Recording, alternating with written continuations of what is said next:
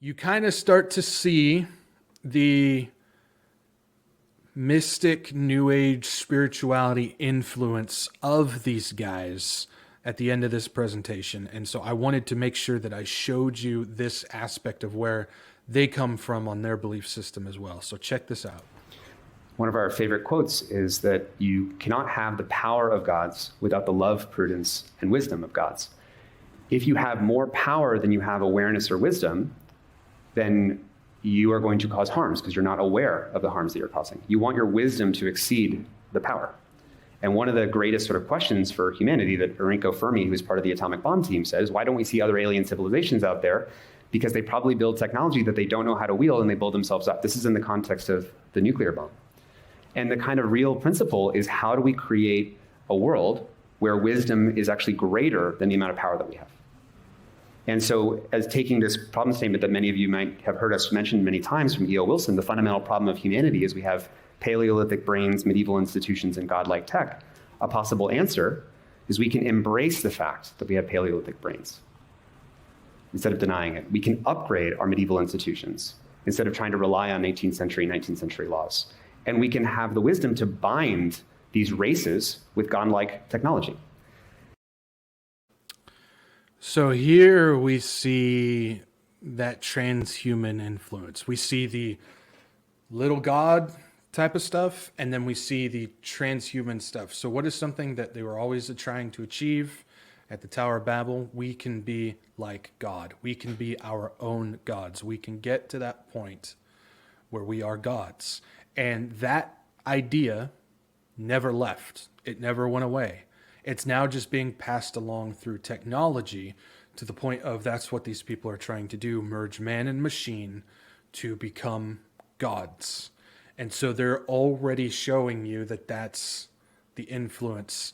And they come in the way of saying, well, we're trying to warn you of all this type of stuff, but that's what their belief is. That's their favorite quote. And somebody who works at this place came up with that idea of binding godlike technology to people and whatnot. That's what they believe as well. So don't be fooled, don't be deceived. They're still pushing that same idea. So on this last one, well, I'll play it first, and then you guys can get an idea of how we're going to finish this off here. So either continual catastrophes or forever dystopias. Like, one of these is where you say, yeah, we'll just trust everyone to do the right thing all the time, sort of hyper-libertarianism. The other side is we don't trust anyone at all.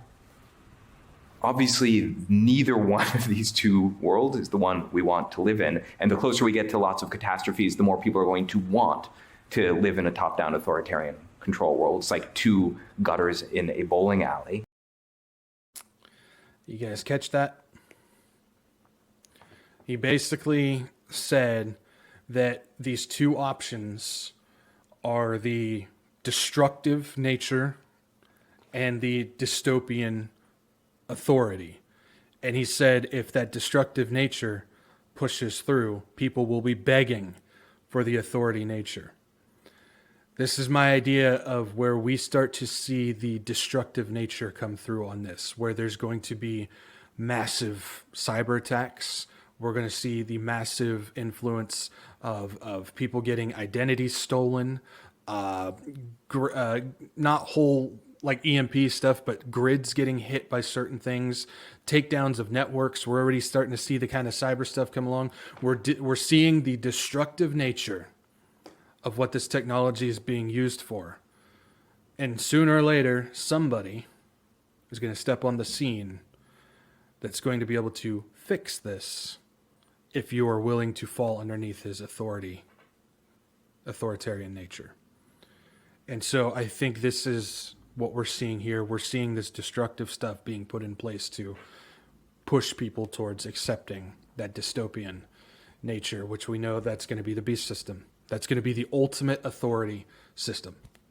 That's going to be the pinnacle of it. And then it's going to get absolutely blown to pieces and squashed by the one who controls and sits above everything, which is our Lord Jesus Christ. God's going to put an end to all of that. So